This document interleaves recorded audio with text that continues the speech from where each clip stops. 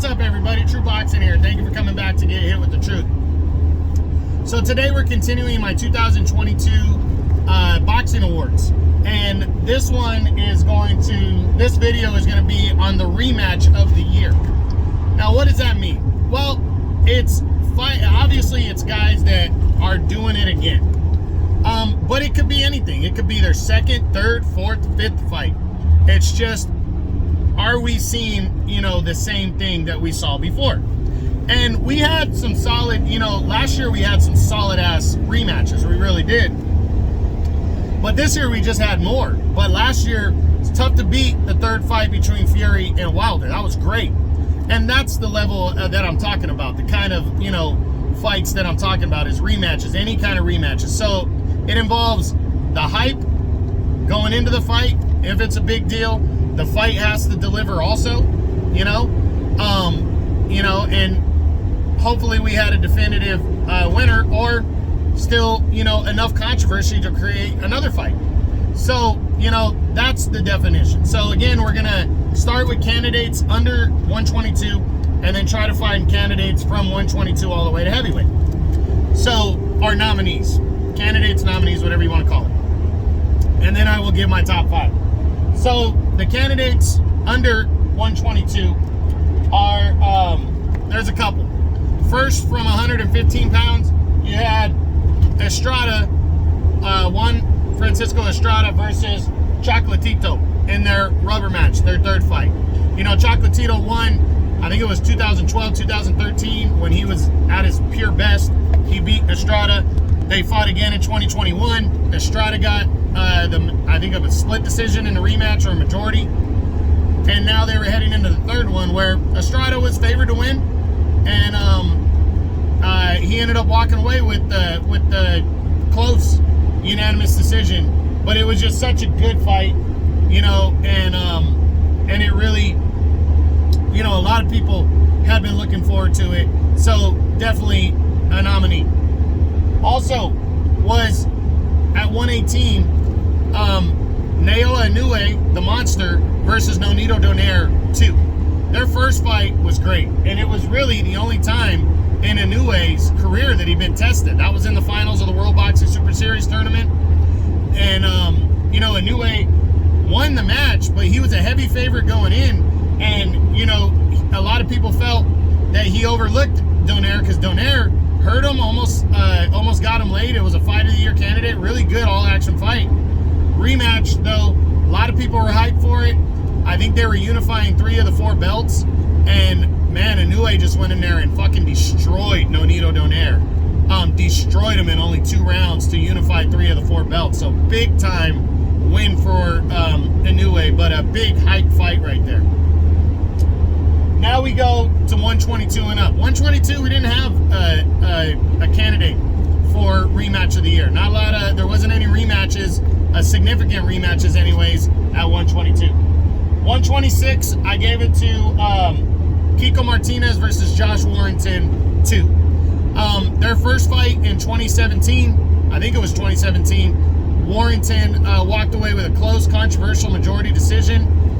Kiko had pulled off the upset at the end of last year, stopping Kid Galahad. That was a big upset. And he decided to fight Josh Warrington in a rematch, and Warrington had been knocked out by Mauricio Lara. So there's a lot of people that thought, myself included, that this was going to be a very competitive fight again. And Josh Warrington went out there and just dominated Kiko in the rematch. Dominated him, stopped him in 7 rounds, and Warrington's not considered to be a big guy, so an exclamation point ending as he regained the IBF title. So that's my candidate at 126. 130, I didn't have a candidate there. There wasn't any rematches, significant rematches at 130 to have a nominee. 135, lightweight.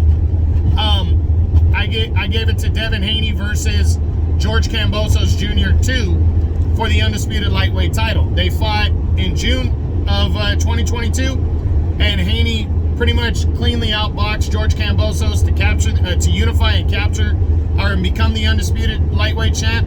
Their rematch, a lot of people were looking forward to it for the undisputed title, but this time you know, Haney left no doubt, dominating Kambosos in the rematch, even more so, beating him up, almost stopped him, but Kambosos showed a lot of heart, finished the fight, but he would lose by a clean shutout unanimous decision in this one, as Haney retained the undisputed title.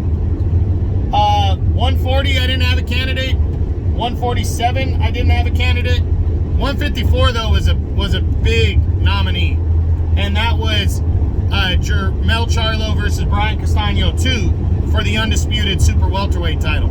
I mean, going into this one, it was just a major rematch. They had fought in 2021 to try to become undisputed. Castano, a lot of people thought Castano won the fight, myself included, that first one, but Charlo had closed the fight strong. He won like the last 3 rounds to, you know, make it close, and even though I still felt he lost, it was a good way to close the fight. A lot of people didn't think the rematch was going to happen, and then finally they signed on for the rematch, and it was a barn burner. Again, a very good all-action fight right here. Both guys gave it their all, but in the end, you know, Charlo, this time the adjustments he made was just landing those sharp, crisp counter punches to set up the knockout, and he just did it to perfection. He was ahead on the cards going into the 10th round, but it was just that precision punching. But Castano, it was close because Castano was throwing more punches again. So very good all-action fight, but Charlo left no doubt with a big 10th round knockout win as he became the undisputed champion at 154. Big rematch and victory. 160, I didn't have a candidate there. 168, it was Canelo versus Triple G3 for the undisputed super middleweight title. I mean, Canelo came in a sizable favorite going into this one, but he was coming off the loss to Dimitri Bivol, and Triple G was still the unified champ at 160, even though he's a lot older now. You know, so a lot of people still wanted to see the fight. Canelo wanted to you know, right the wrongs from the 2 very close, controversial fights that they had. He pretty much, through 8 rounds, was winning almost every round, and then Triple G closed it strong to make it more interesting. You know, it was scored somewhat close, but Canelo walked away with a clean, unanimous decision. So that's the nominee there. 175, I didn't have a candidate. 200, cruiserweight. My candidate there was Ilunga Makabu versus Tabisa Mashunu in their rematch. They fought in 2015 originally in a contenders bout that Mashunu was ahead on the scorecards and then got knocked out in the 10th or 11th round. So there was you know, this time it was for the WBC title. A lot of people thought Mashunu was a live underdog. Ended up being a really good fight. You know, but, and also there was a potential Canelo fight for the winner on the horizon, because Canelo was thinking about moving all the way up to cruiserweight to fight for a championship in a 5th weight class. But they went at it, and you know, even though a lot of people thought Mashunu won, Makabu got a controversial split decision victory in their rematch and retained the title. Sorry, guys. And the final candidate at heavyweight, there's actually 2 of them. First was Alexander Usyk versus Anthony Joshua 2 for the unified heavyweight title. A lot of people were highly invested in this rematch. Usyk had upset Joshua the year before, and Joshua had a mandatory rematch clause in the contract. Took him 11 months to get the fight done, but they went at it, and it was a very good all-action fight. He definitely, you know, Joshua definitely closed the scoring and made it tighter, but Usyk was still just better, and he walked away with a 12-round split decision victory to retain the unified title. The other candidate that I threw in there at heavyweight was Tyson Fury versus Derek Chisora 3. Wasn't, you know, nobody really expected much out of Chisora in this one, but this was the 3rd time they were fighting. They're friends. You know, it's a domestic fight, and it's Tyson Fury. I mean, everybody's interested in watching Tyson Fury. And, you know, Derek Chisora brings interest to the table, and he packs a big punch. So a lot of people, you know, still wanted to see it. Fury dominated Chisora, though, to a you know, brutal, he beat him up, 10th round stoppage win.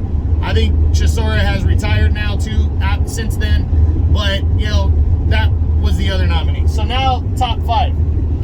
Number 5, I'm going with Inoue versus Donaire 2. at 118 to unify 3 of the 4 belts. I mean, this one, it was just, a lot of people were looking forward to it, because the thing is after the victory that Inoue had in the finals of the World Boxing Super Series,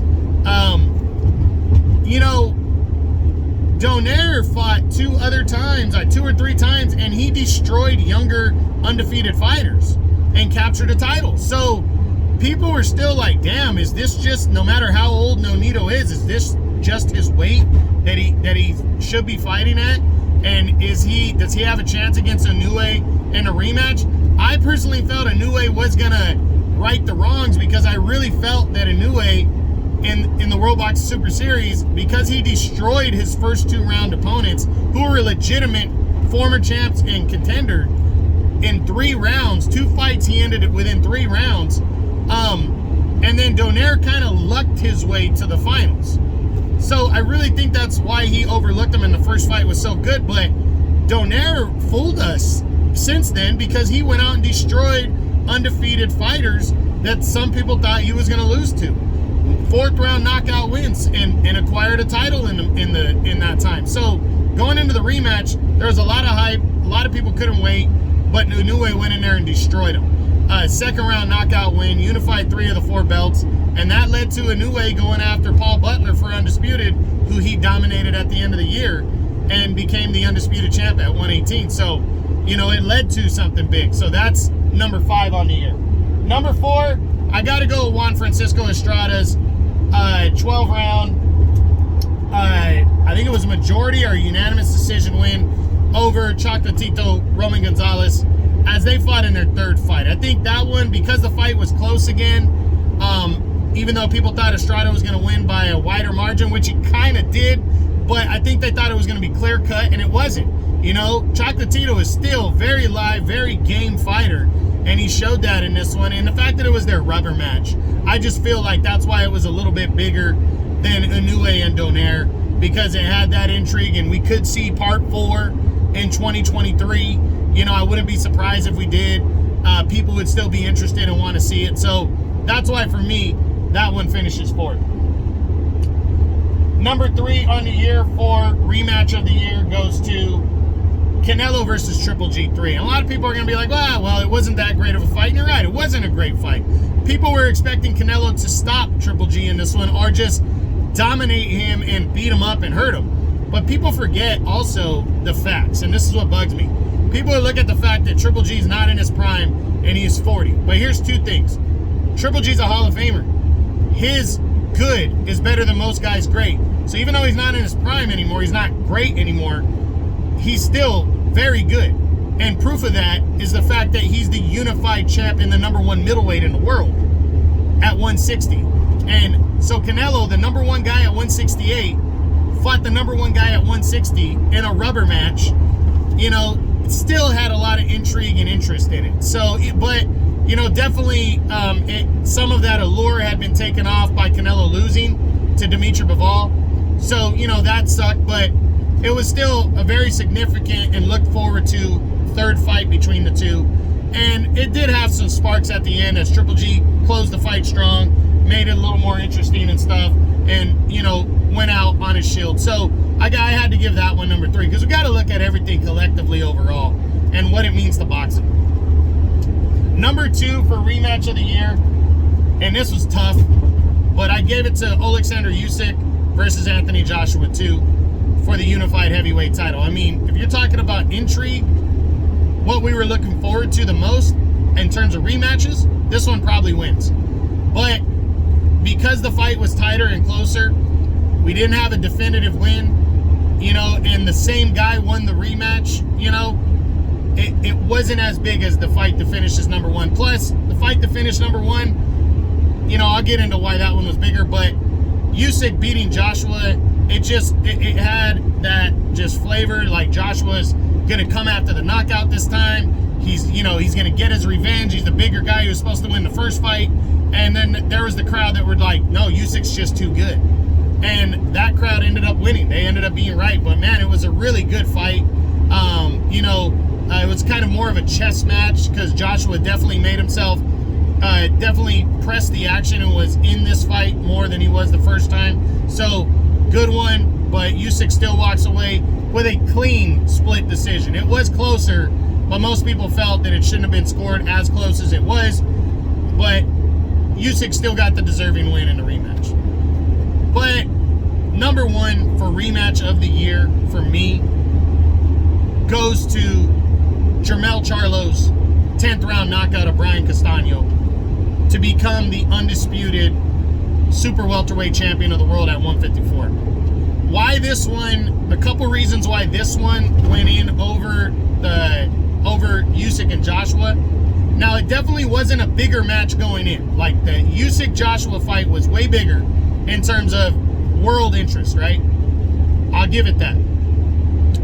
But because this was for undisputed, all 4 belts on the line, and because the first fight ended controversial by a draw, and, you know, the guy that people felt should have won the first fight, myself included, Castano, the fact that he got definitively knocked out in this one by Charlo was the difference. Charlo had to close the fight strong in the first fight. He won the last 3 rounds. I had Castano up 7 rounds to 2, and he wins one more round, he probably is the undisputed champ. But Charlo, heading into 10, 11, and 12, he completely took over and looked great and closed the fight strong. That was huge. But I still felt he lost, but it was close. It was close enough to call a draw, in my opinion. But it was controversial.